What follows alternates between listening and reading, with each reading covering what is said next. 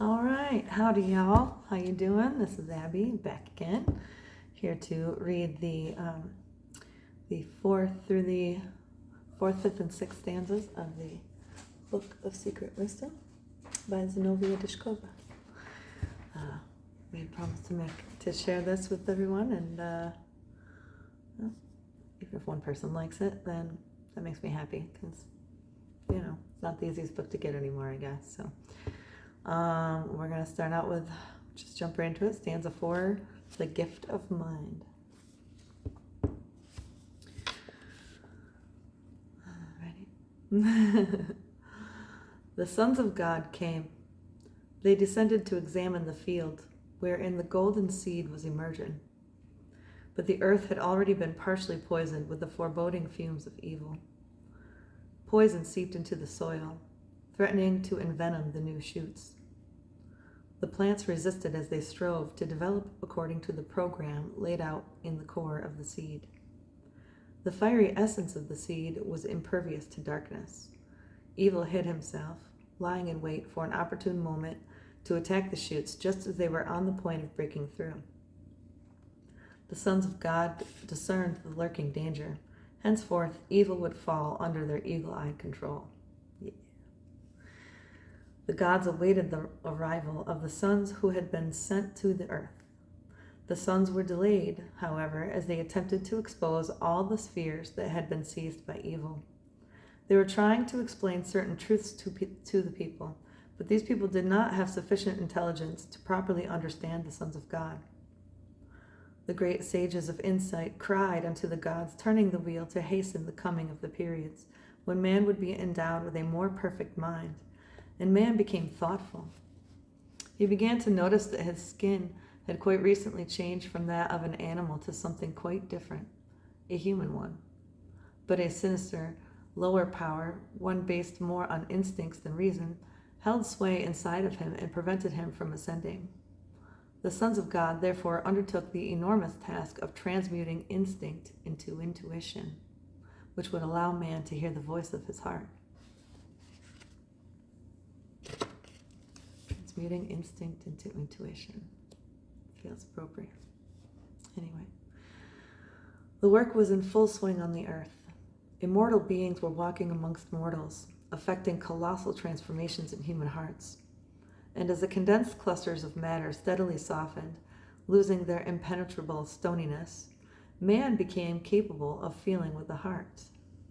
There were still many things he could not yet understand, but already he was speaking of what he felt in his heart. And so he took the first step towards the country of immortality. The sons of God noticed that some of the mortals were now robed in seamless immortal garments. Their hearts were blazing, being reflected with all their fervor and purity in the great divine fires.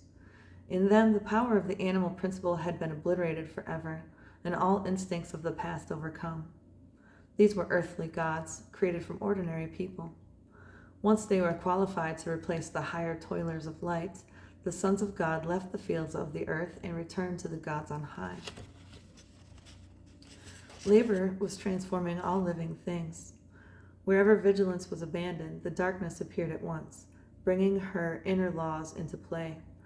But she could not approach a toiler, for she knew that labor was a prayer to the light. Taking advantage of the departure of the sons of God, evil began to invade the souls of light, those that had accepted the heavenly burden of fire, with its countless legions of gloom. The darkness endeavored to confront these souls of light with equal or even stronger forces of evil. She had already found such people.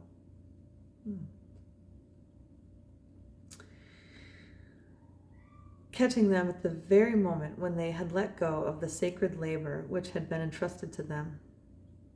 After tricking them into believing that one could enjoy the fruits of somebody else's labor, the darkness did not allow them to work, and instead put a sword in their dangling hands. Evil permitted the forceful appropriation of that which had been given for the good of the whole world, as it had been cultivated for everyone. Menacing whirlwinds of darkness skimmed over the entire planet, spiraling from one end of the globe to the other. These black wheels spun as if by a giant hand, sweeping up all living things in their path. The darkness was determined to raze to the ground all the new shoots that were threatening to cover the earth with a field of gold. God's seed sprouted tender shoots as they broke free from the deep ruts they had been trampled into by the gloom, and promised a rich harvest. Those who had cultivated their divine seeds in the fire were now joined by new souls. They had a great desire to assist their brethren who had risen from the ashes and now shone like lodestars before the eyes of sighted people. Hearts followed the light bearers, prepared to pass through a deep abyss of gloom, carrying with them their inner divine light undefiled. The time had come. People began to talk about the periods. They started to rise above the concept of time and break away from the ground. Man understood that he was the nexus of the decaying temporal and the undecaying eternal. He was the possessor of two opposite poles, on one of which was the epicenter of death, and the other one, the center of immortality. He was at one and the same time the son of ashes and the son of God. It was indeed a challenge to understand himself, since he had been woven entirely of contradictions, which had taken up a firm position inside him, unwilling to change their own polarity. He was being torn apart. On the one hand, the mortal was luring him with all its might, while on the other, the immortal was attracting and charming him with the marvelous fires of spirit. Man kept swinging from one extreme to another. Decaying earthly treasures held no importance for the light, but decay could not recognize the divine gifts of eternity. A fierce internal struggle was underway. Man was in conflict with himself. A gong struck. The third round of the battle was over. Balance had won. Man understood that he should not rush about and fret, thereby weakening his precious life forces. His two poles, like two scale pans, he resolved to keep in balance, not letting evil outweigh his divine heritage. The pan of light was feathery and weightless. He must no longer add dark deeds to the opposing pan of darkness. At the same time, he would sort through its contents for worthiness, so as to burn whatever he didn't need as superfluous rubbish. The work progressed quickly. Man glanced sometimes into one of the pans and sometimes into the other. Keeping constant watch over new additions to the pan of light was difficult, for it was so weightless and invisible that it was a challenge to perceive just when the pan of evil started to outweigh it. A high degree of alertness was required, and the gods decided to set a new period for the round of earthly time, so that mankind would be armed with this priceless gift of heaven. That's the end of stanza 4.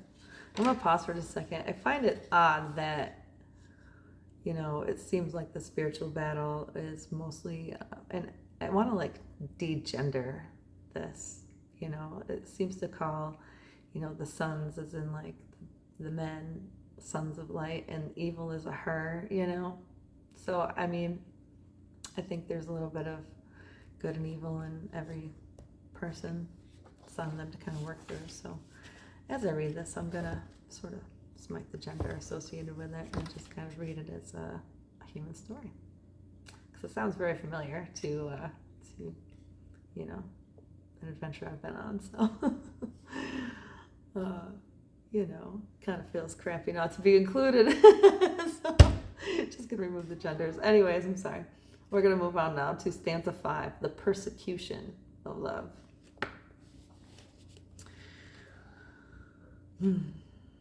The light of illumination touched the earth. The long night that had dominated human consciousness was losing its thickly hued layers. The dark veil of ignorance began to drop from people's eyes as they opened their vision and were imbued with alertness. Those who most longed for the light were touched with fires by the sons of heaven. Their flash of illumination spread among the chosen. Those people absorbed the fires with eager enthusiasm, adding to the luminous capabilities of their heart. The world became lighter and brighter, but still, one had to work hard to kindle the fires in the light bearers' companions, and the sons of heaven called for help from those who had preserved the lucidity of the flame. Sparks were flaring, and with the new era came a great inflow of fire. Many people were already carrying the divine flame within their breasts. Nevertheless, they were in the minority compared with the whole mass of humanity. These light bearers were recognized immediately, for it is impossible to conceal the light. They spoke of God, of pure heaven, embraced by the flame of love, of the sons of eternity. The darkness was irritated by such flowery speeches, and, wanting to wrap everyone in an even denser veil of ignorance, she infused malice into the minds of her listeners. Consumed with violent rage and blinded by anger, the sightless groped for stones. Stones from stony hearts, interlaced with a hail of curses, rained down on those who were bearing the light of love. Love was beaten, tortured, burnt, but she was ineffaceable, for she was drawing upon immortal forces within herself. She loved, and that was all that mattered. Sparks were igniting. The gods saw how desperately the warriors of love were fighting. Armed with the divine gift, they walked the earth with a single mission in mind: to love. For them, the most important thing was to preserve love for humanity intact. They did not expect a loving response in return, as they failed to meet love in those who had extinguished the spark of fire within themselves and had grown cold. Love was to ignite their godlessly smoking wick. The bearers of the flame touched everyone in sight. Some were ignited at once, promising to preserve and cultivate their tiny flame, while others averted their eyes. Still others took a stone out of their bosoms, which they had harbored there in place of their heart. Yes, a stone had replaced the heart, but the gods knew how to work with such dense matter, which at some point would turn into a gentle, igniferous scarlet flower. On and on they labored. A drop of water can wear away a stone. A seemingly weak force defeats a stronger one. Water gushed into the world, and the strongest of all was a tiny drop, for the drop knew that it was one with the limitless ocean of eternity. It started into work, polishing dense granite-like masses. It was as though drops of hot tears were falling on the unyielding surface of a stone. The stone was helpless in the face of that steady tap, tap, tapping. It was knocking at the door of its soul, demanding that it open itself to the world. The world waited. The stone was silent, but the drop proved to be stronger and washed away all soulless barriers with which the darkness had attempted to smother the stone's ever so delicate nature. Now it was free and open to all, and the new world believed in it. The sons of God finally caught their breath and let out a quiet sigh. The scale pan of evil was becoming noticeably lighter. They breathed out a new stream of fresh fires in response to the call of the hearts that reached them from the bowels of the earth. Plunged into darkness, the planet resembled the night sky, for she was all a-twinkling with little sparks of stars. These glowed in the hearts of those who had preserved the fire safe from the malicious claws of forces that would extinguish it. The sons of God were reaching out with stellar silver threads towards the hearts of the light bearers, turning them into immortal carriers of divine currents. Such people were able to love and to know what love is. The outer covering of the planet looked something like lace. Bright glowing threads were being interwoven in a fanciful pattern, faithfully streaming the divine current which was bearing the life-giving power of love. And the earth began to breathe in these fires. Bright glowing threads. The sun was blazing, filling all the channels of this life-bearing artery of the light with streams of new fires.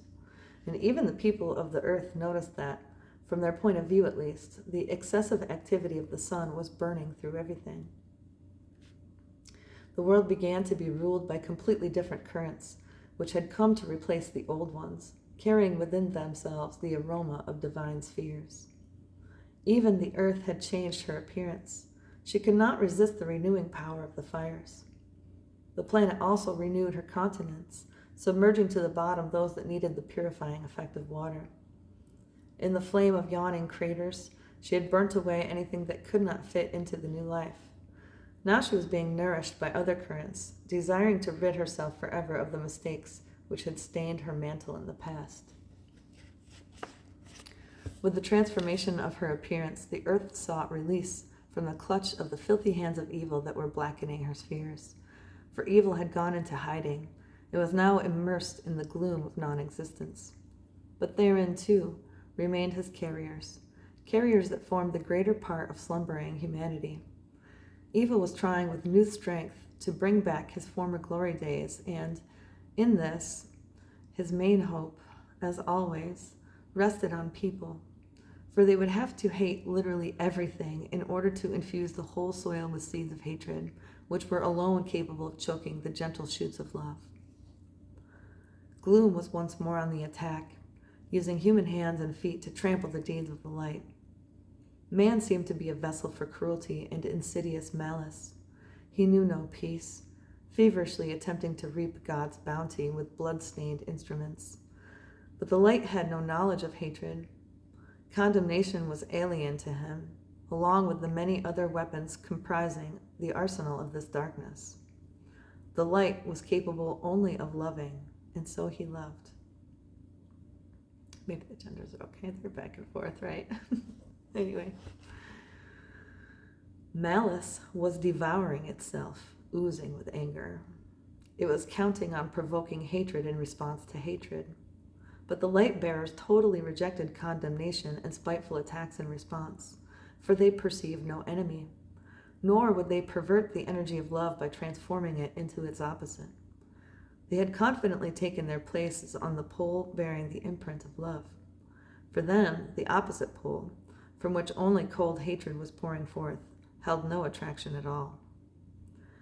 The darkness was losing strength. Her army simply melted before her eyes as it drew near to the warmth of loving hearts. Rarely did anyone forsake the camp of light. Deserters were becoming ever harder to find, and it was now almost impossible to win over the dark side anyone who would recognize the true value of divine love. The flame did not die out. Rather, it shone ever more gently, illumining the world with a steady light. Balance was established on the planet. The scale pans were gradually stabilized, manifesting a balance of power. Everything lay low, held in abeyance. The darkness was afraid of making a single step towards the light, for she could easily be dissolved in the fervent embrace of the flame. Nor did the light advance, for he had no right to attack or to impose his warmth on the light of love upon the unwilling. Light responds only to the call, and does so in the twinkling of an eye, filling the crying heart with generous currents of love. Two huge pans of the scales were being held by the invisible hand of humanity, which was free to place into them either evil or good, calling upon the forces of either the darkness or the light. All the world stood still, awaiting the final choice that the people of the earth, now divided and clustering at two opposite poles, were obliged to make. Humanity was deciding its destiny. The gods stood still and, just for a moment, stopped the motion of the rotating wheel of time. Oh, that's a lot. And now we'll move on to stanza 6, the final battle.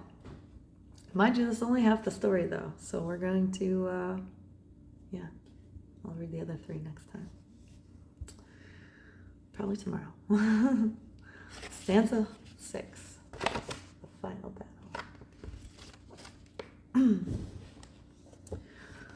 The hour had struck.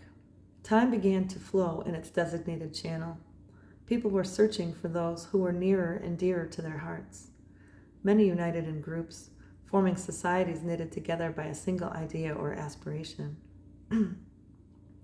The idea of good or evil was that connecting link around which communities were organized. Humanity had made the final choice in favor of good. Evil therefore decided to change this progress of evolutionary movement towards the light and to lay decisive battle against the idea of peace. Thus began a series of global wars.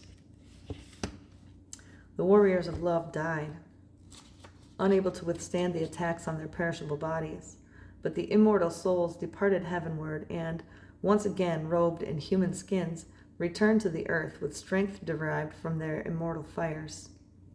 They resumed the battle the darkness had imposed on them. Stars were supporting their chosen ones, unceasingly strengthening their hearts with the currents of love.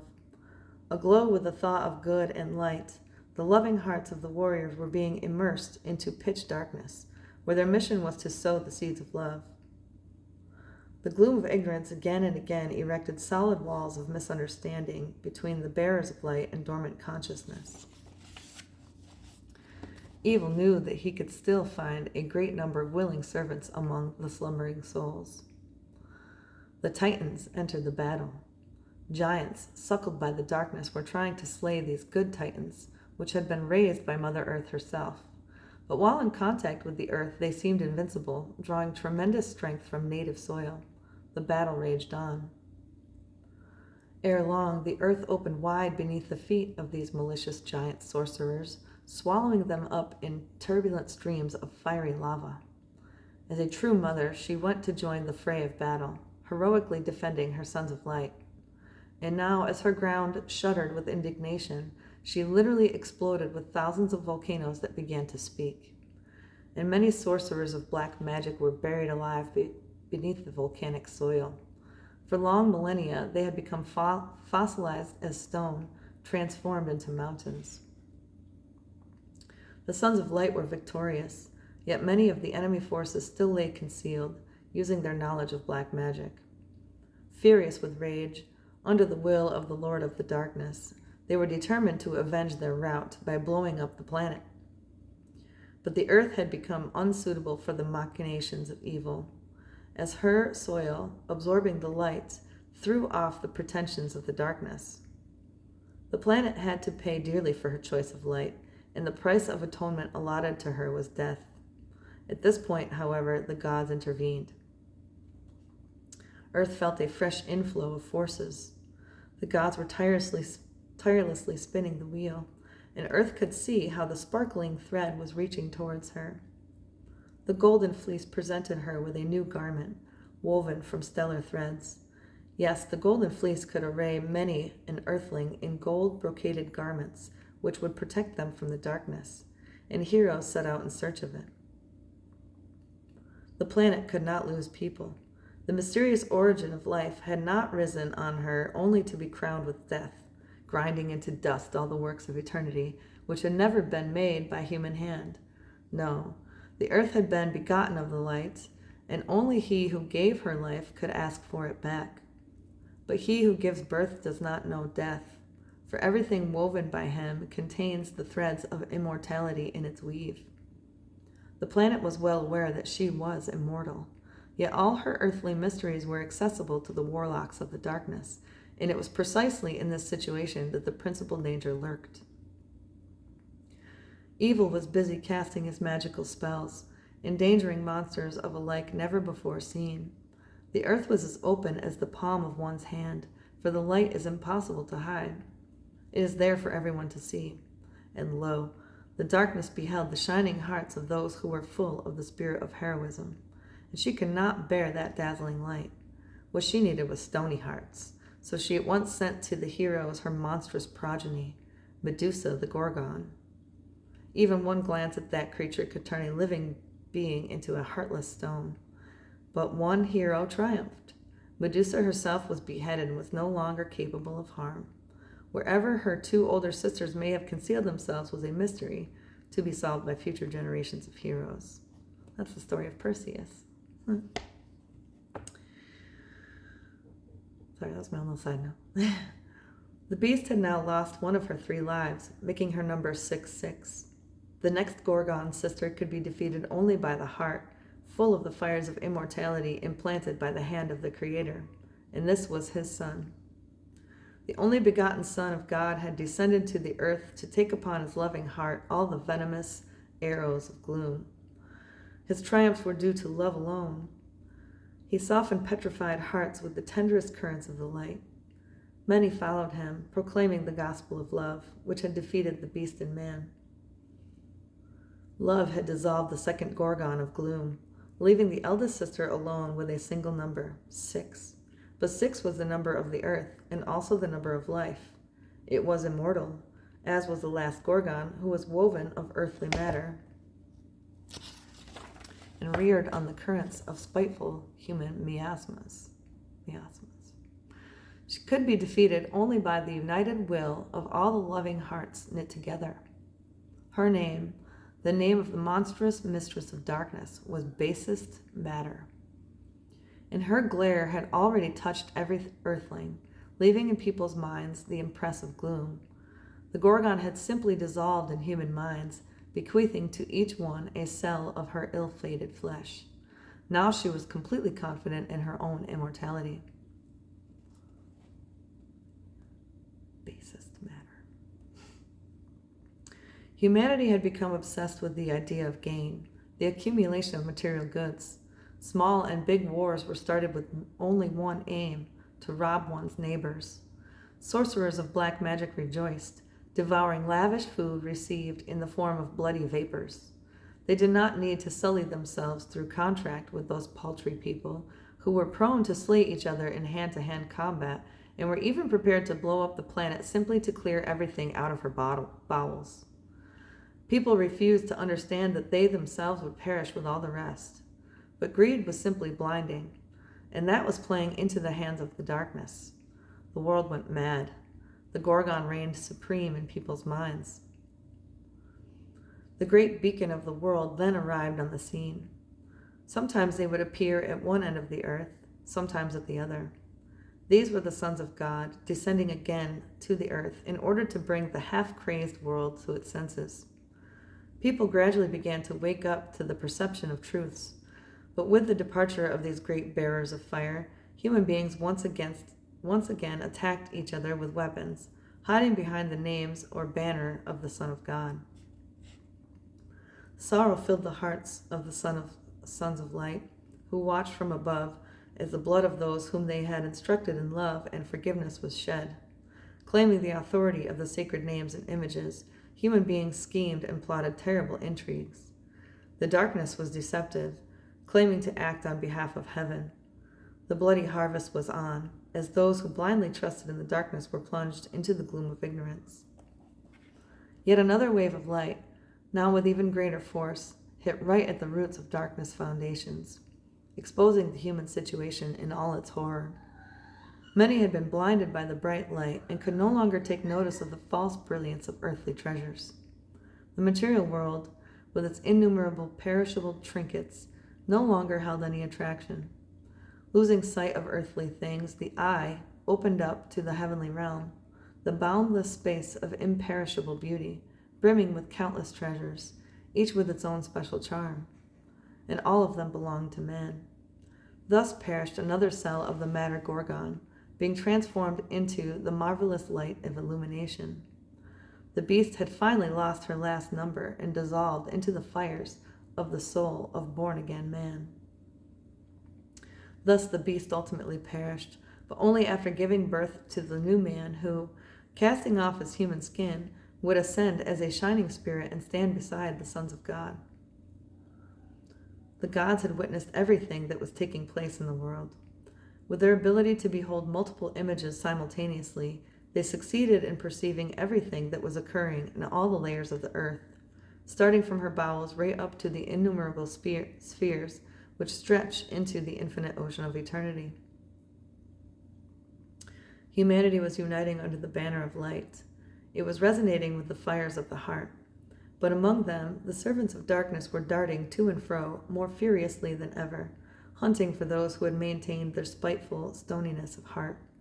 But those who had arisen from the ashes were already ascending the radiant stairs to the stars. Above them shone more powerful spirits, taking on the appearance of a single solar luminary, and their number was increasing constantly. The gods had never known doubt and believed firmly in humanity. It was with new confidence that they now began to turn the high wheel of eternity. Oh, and that's it. That is the end of stanza 6. The next stanza we'll pick up with will be stanza 7, the fiery baptism. So, actually, and this is my page. This is where I was at. I was rereading this book myself, and then I was like, hey, I think I'll share this with people. So we're almost caught up to where it'll be brand new for me. I hope that this reading finds you well, and that you have a beautiful day, and peace be with you.